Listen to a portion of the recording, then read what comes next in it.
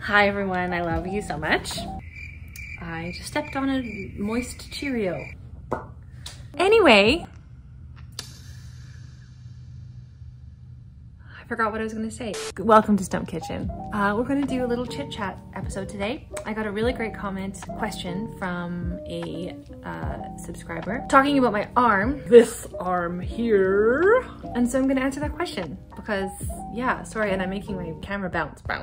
Anyway, and I'm sitting on the ground because this is where the light is. And you know, when you're filming, you need good light. Yeah, I'm gonna answer this question. Definitely let me know if there's other questions you want me to talk about, answer, because I love talking about this stuff. Okay, so this person is a mechanical engineer. So they're really interested in prosthetics and they're really interested in knowing like, okay, do congenital amputees, so meaning somebody who was born without a limb, particularly upper arm limb difference, do they use bionic arms long enough so that they actually become part of their life, or does it become kind of a hassle and not really that useful, particularly because we've adapted most of our lives to do stuff with one hand? And I think this is particularly pertaining to people who are maybe a little older, because I think maybe if you start using a prosthetic as a kid, you might get a bit more used to it. And I did use a prosthetic as a kid, but I'll get into that. Also, sorry there's noise in the background.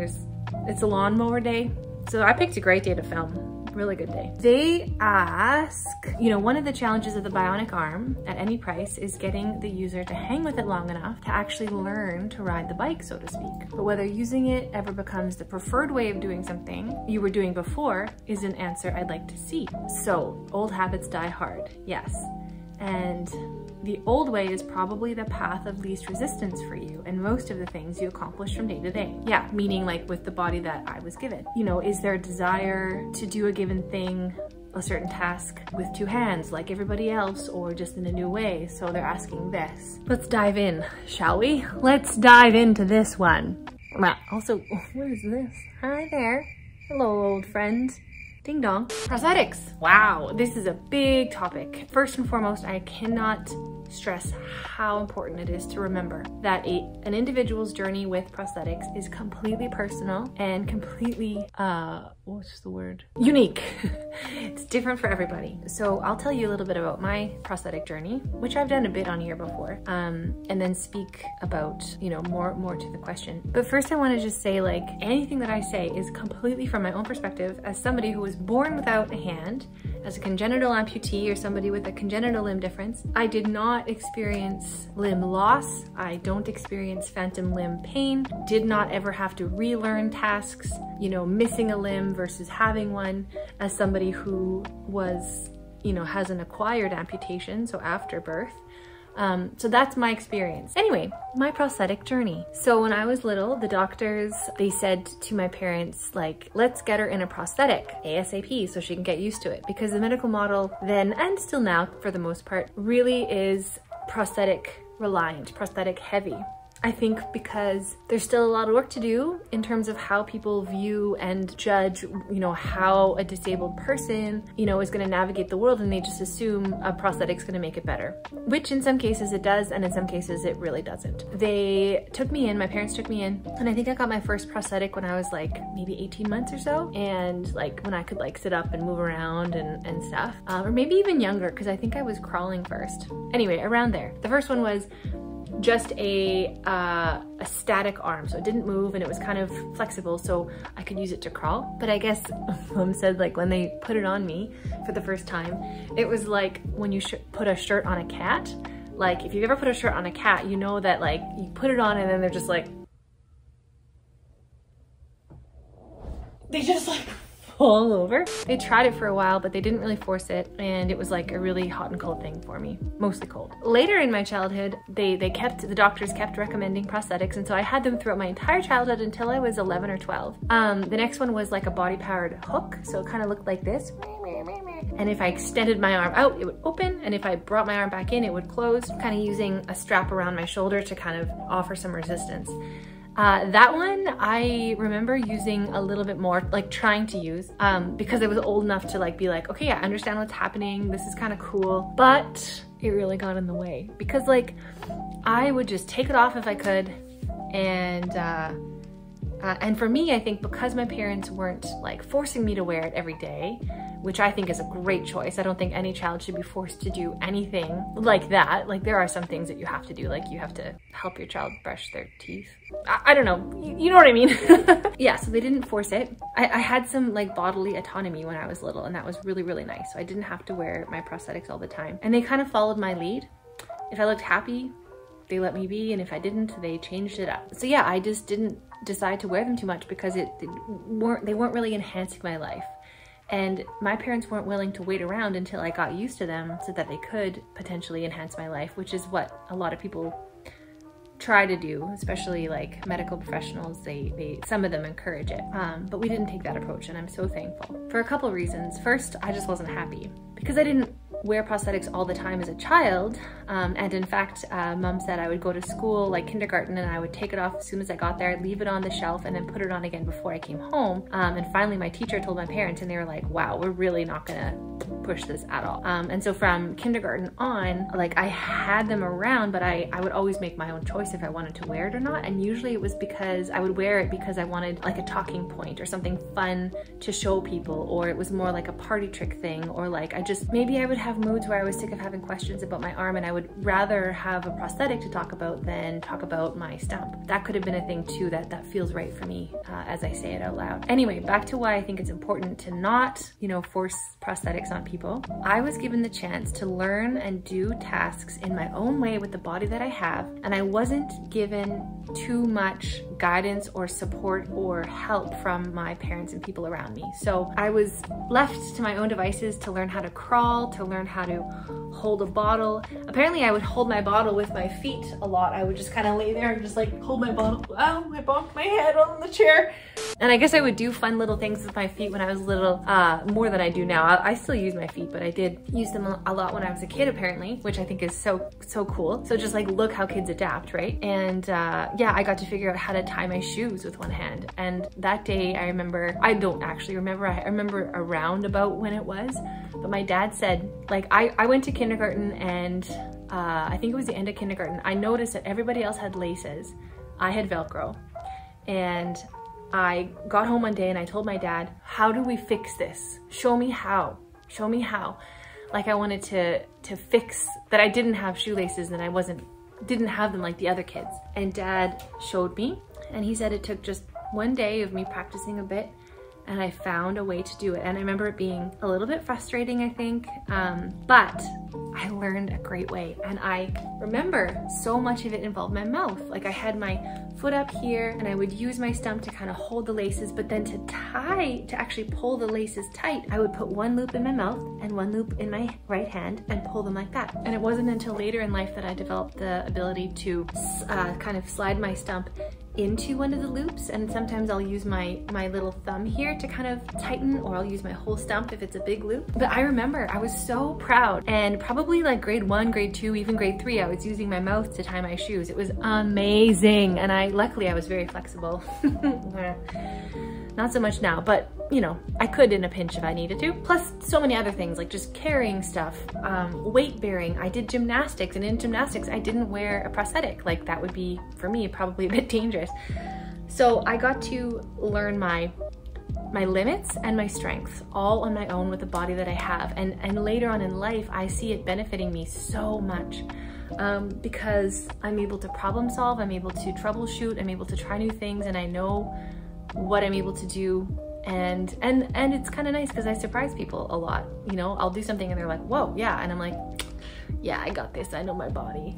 And what's really shitty about when kids are like forced into wearing something, or there's just a very narrow view of what a child with a upper limb difference should do and should be and look, and what kind of prosthetics they should wear, which does happen, then there becomes a more like limited opportunity for that child to figure themselves out on their own. And there's nothing wrong with using a prosthetic all the time, absolutely not. If that's your choice and it makes sense for you and it works and it's just like, it's your true self. However, prosthetics do break, and sometimes they don't work, and sometimes they get lost. Having the opportunity to figure stuff out with your own body is kind of, I don't know, I think it's important for independence, it's important for confidence, it's important for self-esteem. I don't want you to take this as that I am prosthetic negative. I'm absolutely prosthetic positive for sure. However, I'm really keen on it being user driven. So like people making a choice for when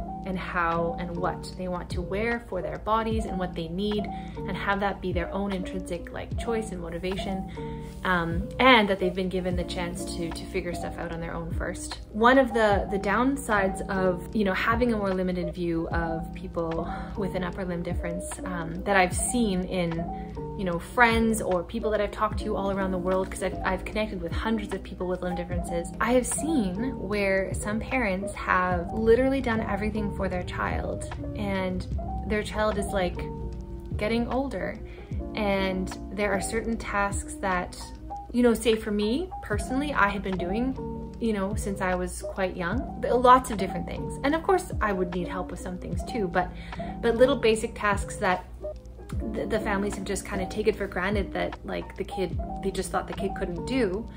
And the kid's not doing anything wrong. Like they're receiving the support that they have been taught that they need, and not given the chance to try things on their own. Or maybe they've been discouraged to try it on their own, or maybe they've been, I don't know, like taught that their body needs support. Usually by no fault of anyone. It's just like, this is what the world tells us about disability and about limb difference, and it's really ingrained in the medical model, and it's just such a piss off. And so it's like this, yeah, ingrained mentality that I think is really detracting from what, I don't know, that they have a right to experience, living life in their own way. It's kind of like robbing them of that experience. And that is very different than, say, a kid who is asking for help and saying like, hey, like this is really tricky for me, can you help me with this? That I think is super valid, super important, and is very different than what I'm talking about. What I'm talking about is like the default assumption is that this kid is gonna need help with all these things, and we're just gonna do it, make sure there's no barriers, blah, blah, blah, blah, blah. While parts of that might seem good, there are other parts of it that are going to not allow that child to navigate life. And they might learn those skills later on in life, which is fine, or they might not. But it's a hard thing to navigate. Asking for help, for example, like when I asked my dad to help me with tying my shoes, because that is one thing that my parents, I don't think that they thought that I couldn't do it. I think that they just wanted my first school experience to be positive, and so they got me Velcro shoes, because a lot of kids have Velcro shoes. Even you got two hands, it's hard to tie your shoes when you're little. And so I think it was just a thing that they did, maybe even subconsciously. So that's good in a number of reasons. First, they didn't force me to learn how to tie my shoes. It wasn't like the other end where they were like, come on, you can do this. Just because you have one hand doesn't mean you can't do this. Like that's the other extreme that I think can be quite negative, and it erases the elements of when people do need support that is very real and very valid, and that can erase that and not be healthy for people either. So they didn't force me to tie my shoes, but then when I was asking for support or whatever, they said, yes, here you go. They hadn't created an environment where I was taught to feel like I always needed help. Oh my gosh, I haven't even answered the question. So coming back to the question, this is gonna be a really long video, but here we are. Will I use this for tasks, and will it become my default? I have no idea. Maybe. Like, I'm at the point now where I'm still practicing with it. I'm still trying to use it for certain things. I just got a new socket design, so I'm just starting to practice, you know, different grips and stuff like that. I think I need to revisit this question in like 3 months. I just wanted to do this important preamble to like the history of, you know, where my views on prosthetics are coming from. And again, these are just my views, and some people could have very different ones, and that is okay.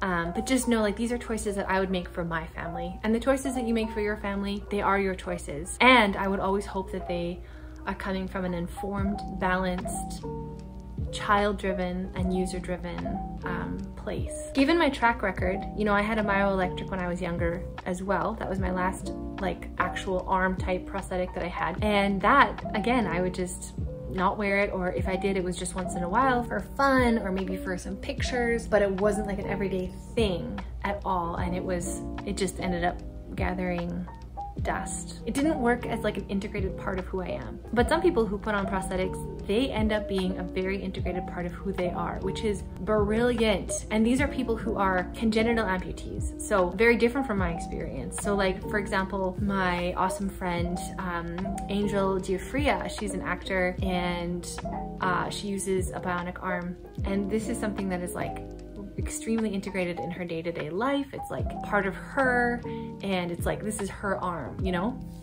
Which I think is a super refreshing approach to looking at this, and has almost given me permission to be like, okay, if I wear this, and if I actually start using it for some more everyday tasks, and I really start getting attached to it, because I haven't yet, but I want to give myself that opportunity. Angel has like, in a way, given me permission to let that happen, which I think is beautiful. Because I think at the beginning of this whole process, I was worried that, you know, if I got an arm, it would be the most interesting part of me, but that's absolutely not the case. And Angel and others like her are kind of like blazing that trail, which is really, really cool. Anyway, to answer your question, I don't know. Yeah, a few months down the road, I will let you know how it goes. Yeah, if I do start integrating my arm, Billy, into my everyday life more, or maybe there's a third option. Maybe the third option isn't that it's a all or nothing. Maybe it's not like, yeah, I'm gonna use this for everything and it's gonna be great and integrated into my life, or, oh, I'm just gonna let it collect dust. Maybe it's a third thing where this is a tool, it's an awesome tool that I do use as like an integrated part of who I am for certain things, but I don't use it all the time. I use it for experimenting. I use it for joy and fun. I use it for, you know, certain tasks that are rad, like, you know, like holding a drink and eating at the same time, or like holding a book open or whatever, like, or maybe I wear it on certain dress up occasions, like I want a new look. Maybe that's something I use it for, which is completely valid. And so maybe it's like this third option. It's not like, well, if you don't use it every day, that's a failure. It's like, actually, no, like this still can be the perfect tool for me, but maybe it's not an everyday tool. I don't know. I gotta use it more. I hope you like it. I hope you stuck around for some parts of it, and to be continued. And if you're a prosthetic user of any kind, you just comment, tell me your thoughts. I'd love to hear it. If you haven't already, I'd love it if you subscribe to Stump Kitchen on YouTube. You can also follow me on TikTok, and you can support me on Patreon if you want to, because that's how I can do what I do. And yeah, huge shout out to my incredible patrons. Thank you so much for all your support. It means the world to me. We'll see you next time on Stump Kitchen. Bye! Good morrow! What? And yeah, we'll see you next time on Stump Kitchen. What? They said to my parents, like, let's get our... Stump Kitchen, gluten-free, vegan eats, Stumptastic treats.